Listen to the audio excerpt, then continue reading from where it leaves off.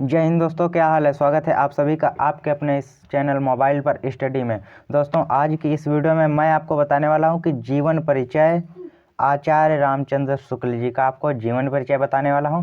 और दोस्तों, आपको बता दूं कि यह 5 नंबर में आपके बोर्ड एग्जाम में आता है और यह हर साल आता ज़रूर है। यह इतना इम्पोर्टेंट जीवन परिचय है कि हर साल पूछा जाता है। 2023 का आप लोग यहाँ पर एक पेपर देख सकते हैं।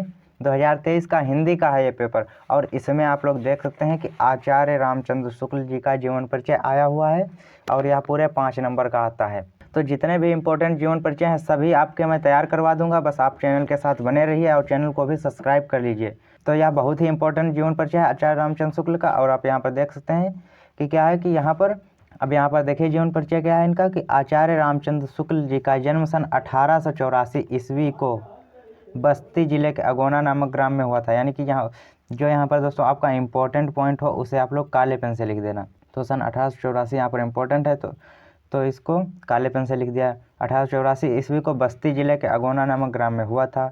इनके पिता चंद्रबली शुक्ल, यहाँ पर जो मैंने रेड पेन से लिखा है वो आपको काले पेन से ही लिखना है, क्योंकि आपको बोर्ड एग्जाम में काले और नीले पेन के अलावा और किसी दूसरे पेन का यूज नहीं करना है, क्योंकि दोस्तों लाल और हरा पेन आपको बिल्कुल भी यूज नहीं करना है। तो यहाँ पर देख सकते हैं कि इनके पिता चंद्रबली शुक्ल मिर्जापुर में कानून गो थे। इनकी माता विभासी देवी अत्यंत विदुषी और धार्मिक महिला थीं।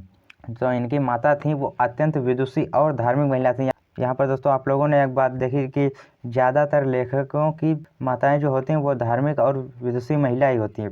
अब इसके बाद देखिए कि इनकी प्रारंभिक शिक्षा इनके पिता के पास मिर्जापुर में हुई और मिशन स्कूल से 10वीं की परीक्षा उत्तीर्ण की। तो जो यहाँ पर मिशन स्कूल से इन्होंने 10वीं की परीक्षा उत्तीर्ण की। गणित में कमज़ोर होने के कारण ये आगे नहीं पढ़ सके। इन्होंने इंटरमीडिएट की परीक्षा के लिए इलाहाबाद में दाखिला लिया, परंतु परीक्षा से पहले ही विद्यालय छूट गया, क्योंकि शुक्ल जी जो थे वो गणित में कमज़ोर थे और ये गणित में कमज़ोर थे, इसीलिए इनकी परीक्षा नहीं हो पाई। और इंटरमीडिएट की परीक्षा के लिए इलाहाबाद में इन्होंने दाखिला लिया था और परीक्षा से पहले इनका विद्यालय छूट गया, क्योंकि ये गणित में कमज़ोर थे। अब देखिए इसके बाद इन्होंने मिर्ज़ापुर के न्यायालय में नौकरी कर ली। यह नौकरी इनके स्वभाव के अनुकूल नहीं थी, अतः ये मिर्ज़ापुर के मिशन स्कूल में चित्रकला के अध्यापक हो गए।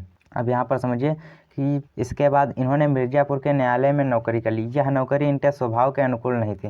क्यों अनुकूल का मतलब यह है इन्हें नौकरी यह पसंद नहीं थी, आप कह सकते हैं। अतः ये मिर्ज़ापुर के मिशन स्कूल में चित्रकला के अध्यापक हो गए। मिशन स्कूल से इन्होंने 10वीं की परीक्षा उत्तीर्ण की थी और मिशन स्कूल में ही ये अध्यापक भी हो गए और ये चित्रकला के अध्यापक हो गए।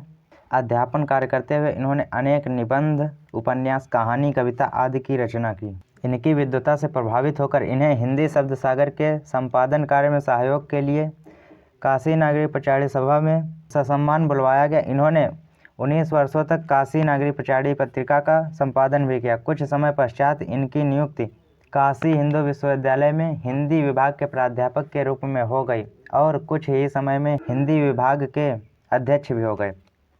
तो यह इसके बाद इनकी रचनाएं हैं, एक बार और इसे देख लीजिए। क्या है कि यहाँ पर आचार्य रामचंद्र शुक्ल जी का जन्म सन 1884 ईस्वी को बस्ती जिले के अगोना नामक ग्राम में हुआ था।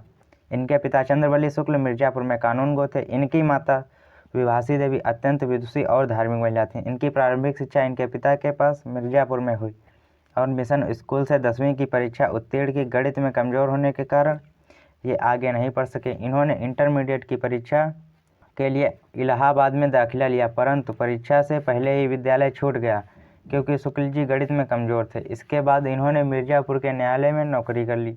यह नौकरी इनके स्वभाव के अनुकूल नहीं थी, अतः ये मिर्ज़ापुर के मिशन स्कूल में चित्रकला के अध्यापक हो गए। अध्यापन कार्य करते हुए इन्होंने अनेक निबंध, उपन्यास, कहानी, कविता आदि की रचना की। इनकी विद्वता से प्रभावित होकर इन्हें हिंदी शब्द सागर के संपादन कार्य में सहयोग के लिए काशी नागरी पचाड़ी सभा में ससम्मान बुलवाया गया।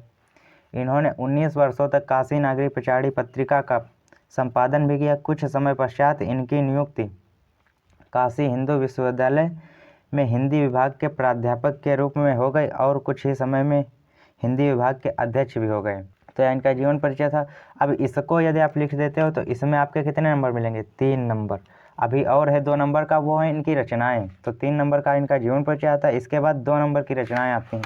यहाँ पर देख सकते हैं कि स्वाभिमानी और हिंदी के महान निबंधकार, उपन्यासकार, साहित्यकार एवं आलोचक सन 1941 ईस्वी में इनका निधन हो गया। यहाँ पर आप देहांत लिख सकते हो या स्वर्गवास हो गया, यहाँ या फिर इनकी मृत्यु हो गई। यहाँ पर कुछ भी आप लिख सकते हो, यह नहीं कि जो मैंने बताया वही आप लिखो, आप अपने से बनाकर भी लिख सकते हो। तो सन 1941 में इनकी मृत्यु हो गई थी।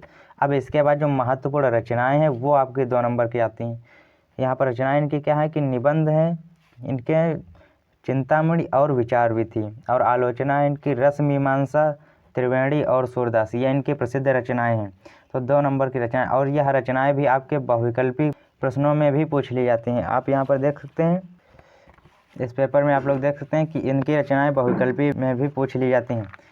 यहाँ पर देख सकते हैं कि चिंतामणि के रचयिता हैं अब यहाँ पर आचार्य रामचंद्र शुक्ल।